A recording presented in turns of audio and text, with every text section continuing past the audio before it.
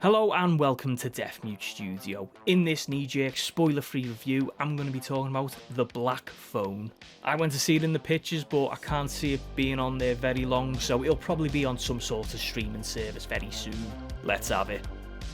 Finney Blake is a shy but clever 13-year-old boy who's abducted by a sadistic killer and trapped in a soundproof basement where screaming is of no use.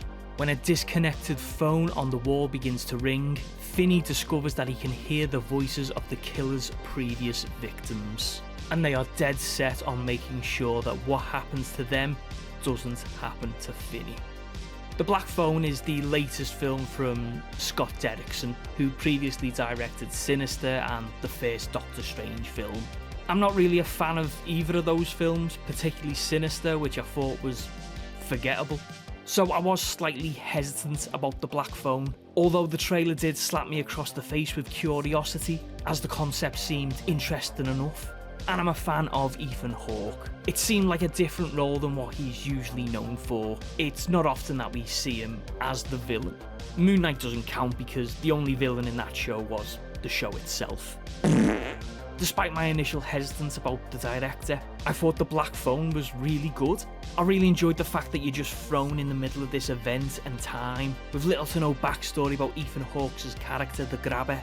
With little to no exposition, I felt it added to the danger and mystery, which is something I really appreciate because I've always thought antagonists are more interesting when we know nothing about them, almost as if they're not human. They're more of a force of nature, similar to Heath Ledger's Joker in The Dark Knight. Ethan Hawke's performance as the Grabber was excellent. He was unpredictable, menacing and deceptive.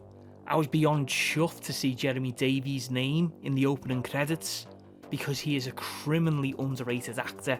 I've never seen him give a bad performance, and he was great as the depressed, alcoholic and abusive dad.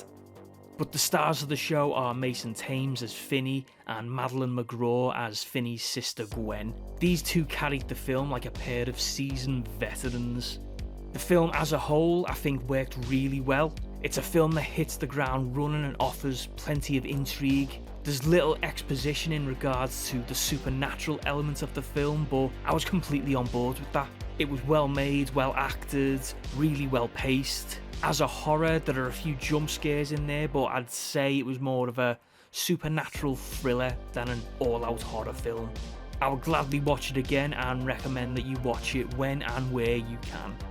So if you've watched The Black Phone, what do you think? Do you agree with my initial thoughts? Let me know on social media and the comments section below. If you could do me a solid by liking the video and subscribing to the channel, I will promise to board up my soundproof basement. But more importantly, thanks for watching. Ta-da.